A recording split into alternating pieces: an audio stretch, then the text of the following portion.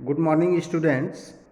In my previous class, I taught you the method of assessing the outcomes of democracy. Today, we will study the characteristics of democracy. पिछली class में हमने देख लिया था कौन कौन से मेथड हैं जो कि डेमोक्रेसी को आउटकम्स कर सकते हैं। आज हम इसके बारे में देखेंगे कि डेमोक्रेसी के कौन कौन से कैरेक्टरिस्टिक्स हैं। First of all is accountable, responsive and legitimate government. As we know, the democracy is a form of government of the people, by the people and for the people। Democracy के definition में जो कि America के Abraham Lincoln ने democracy की परिभाषा दिए थे, अमेरिका के राष्ट्रपति, उन्होंने दिया था कि प्रजातंत्र प्रजा का प्रजा के लिए और प्रजा के द्वारा शासन है। It means all the powers are actually within the hands of people, कि जितने भी वास्तविक शक्तियां हैं वे पीपल के हाथ में है। ऐसा क्यों कहा गया? क्योंकि इसमें जो है पीपल, सिटीजन को अपने रिप्रेजेंटेटिव को इलेक्ट करने का अधिकार है और वही रिप्रेजेंटेटिव्स इलेक्ट होकर गवर्नमेंट का निर्माण करते हैं और वही रूल करते हैं। इट मीन्स हमारे द्वारा इलेक्टेड जो रिप्रेजेंटेटिव्स हैं वही रूल कर रहे हैं। इट मीन्स हम अपने ऊपर अपने आप ही रूल कर रहे हैं। While trying to find out the outcomes of democracy, the first thing that we expect is that it should follow procedures and is accountable to the people। अब ये है कि डेमोक्रेसी में जो पीपल के द्वारा गवर्नमेंट का निर्माण होता है, इसीलिए एक्सपेक्ट किया जाता है पीपल का, कि पीपल एक्सपेक्ट करते हैं कि जो भी प्रोसीड्योर हो वह पीपल की सहायता से बने और वह जो गवर्नमेंट है वह पीपल के प्रति अकाउंटेबल हो। In this context, we expect the democratic government to develop mechanism by which the citizens can hold the government accountable। इसके लिए सिटीजन्स यह एक्सपेक्ट करते हैं कि कोई ऐसा मैकेनिज्म हो जिसके द्वारा अगर गवर्नमेंट प्रॉपर वे में सिटीजन्स के वेलफेयर के लिए, कंट्री के वेलफेयर के लिए काम नहीं कर रही हो, तो ऐसे मैकेनिज्म का निर्माण किया जाए जिसके द्वारा जो है वे सिटीजन्स जो हैं वे गवर्नमेंट पर होल्ड स्थापित कर सके, गवर्नमेंट सिटीजन्स के प्रति, जिससे कि अकाउंटेबल बना रहे। Now we will see as to which institutions and what practices help a democratic government to become accountable. Some important institutions or practices are free, fair and regular election। अब कौन कौन से ऐसे इंस्टीट्यूशन हैं जिसके माध्यम से सिटीजन्स गवर्नमेंट पे अपनी पकड़ बनाए रख सकती है और गवर्नमेंट जो है सिटीजन्स के प्रति अकाउंटेबल हो। इसके लिए ज़रूरी है कि free, fair and regular elections हो। जैसा कि हम लोग जानते हैं हमारे देश में एवरी 5 ईयर्स बाद इलेक्शन होता है और कुछ ऐसे भी डेमोक्रेटिक कंट्रीज हैं जहां पर 6 ईयर्स के बाद वहां पर इलेक्शन होते हैं।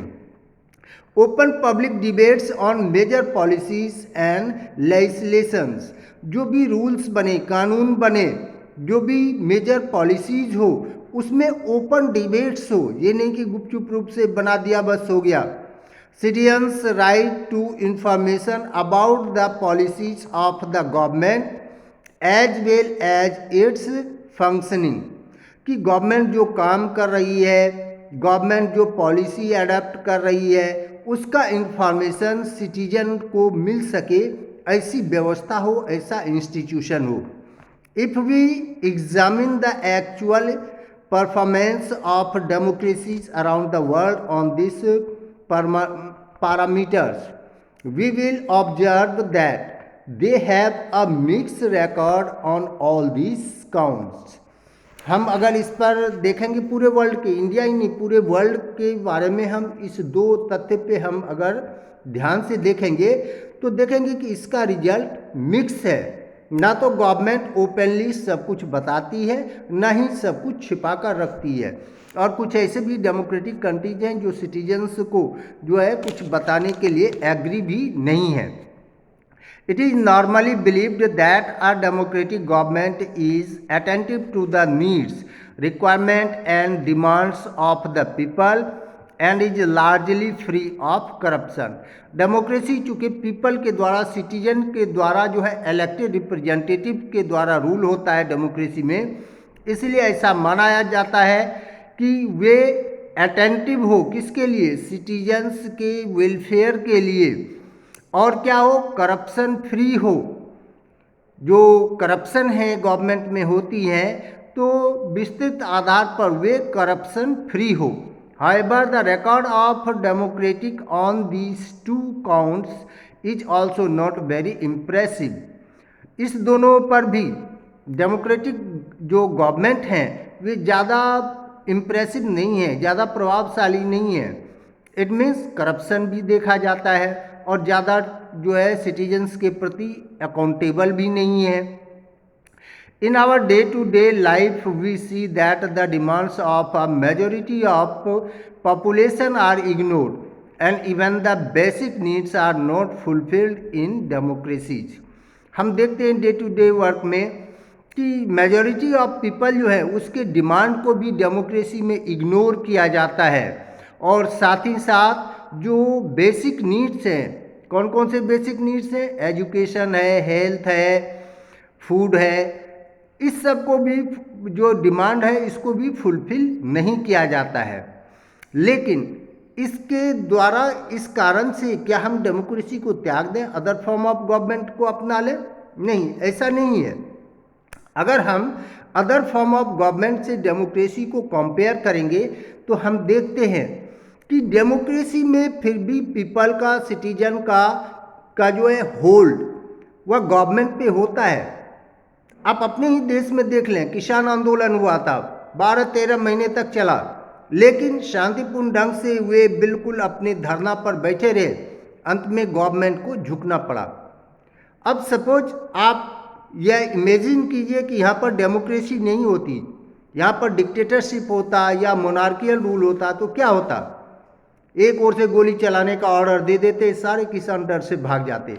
इट मीन्स आज भी बहुत हद तक एक सिस्टम के तहत हम गवर्नमेंट को झुका सकते हैं, अपने डिमांड को पूरा करने के लिए हम उन्हें मजबूर कर सकते हैं, और यह सिर्फ और सिर्फ डेमोक्रेसी में है।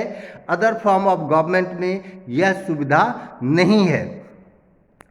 It is people's on government, this is the reason which has generated an overwhelming support for the idea of democracy all over the world. यही है, पीपल का, सिटीजन की अपनी सरकार है, इसलिए पूरे वर्ल्ड में डेमोक्रेसी के प्रति लोगों का झुकाव ज़्यादा है। और हर एक कंट्रीज जो है वे चाहते, हर एक कंट्रीज के सिटीजन चाहते हैं कि उनके देश में डेमोक्रेसी हो, और जिस देश में डेमोक्रेसी नहीं भी है वहाँ की भी गवर्नमेंट अपने देश को एक डेमोक्रेटिक कंट्री के रूप में बताते हैं, ताकि पीपल की सिंपैथी वे ले सके।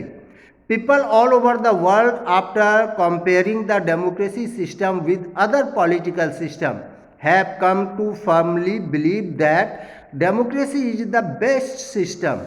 Thus, democracy has been able to generate its own support. This itself is the outcome that is very important. तो हम पूरे वर्ल्ड का अगर देखते हैं तो सिटीजन्स की सिंपैथी डेमोक्रेसी की ओर है। इसी कारण से डेमोक्रेसी दिन प्रतिदिन पॉपुलर हो रहा है, और जो हमारी डिमांड है, हमारी जो आवश्यकताएं हैं, हम एक सिस्टम के तहत जो गवर्नमेंट है उस पर दबाव बनाकर अपनी लीगल डिमांड को पूरा कर सकते हैं। बट 100% पीपल किसी भी फॉर्म ऑफ गवर्नमेंट में जो है वे सिटीजन्स को संतुष्ट नहीं कर सकते, पीपल संतुष्ट नहीं हो सकते, क्योंकि कभी कभी हम देखते हैं कॉन्फ्लिक्टिंग डिमांड होती है। मान लो बड़े जो इंडस्ट्रियलिस्ट हैं, बड़े फार्मर्स हैं, वे सब ज़्यादा इलेक्ट्रिसिटी चाहते हैं। वे चाहते हैं कि ज़्यादा से ज़्यादा जो है ये डैम्स का निर्माण हो, लेकिन छोटे फार्मर क्या चाहेंगे? उनकी खेत जो है, जो जिस पर जुताई करके अपने भरण पोषण करते हैं, वह समाप्त हो जाएगा, इसलिए वे नहीं चाहेंगे। वे चाहेंगे कि उनके खेत पर इरिगेशन के लिए नहर का निर्माण किया जाए। तो इसीलिए कि 100% सिटीजन को संतुष्ट कोई भी गवर्नमेंट नहीं कर सकती है, लेकिन वह पीपल के प्रति अकाउंटेबल हो, कंट्री और सिटीजन्स के वेलफेयर के लिए काम करे, और इसमें डेमोक्रेसी बहुत हद तक कर रही है, इसलिए यह सबसे पॉपुलर है। ओके, नेक्स्ट क्लास में हम इकोनॉमिक ग्रोथ एंड डेवलपमेंट के बारे में पढ़ेंगे।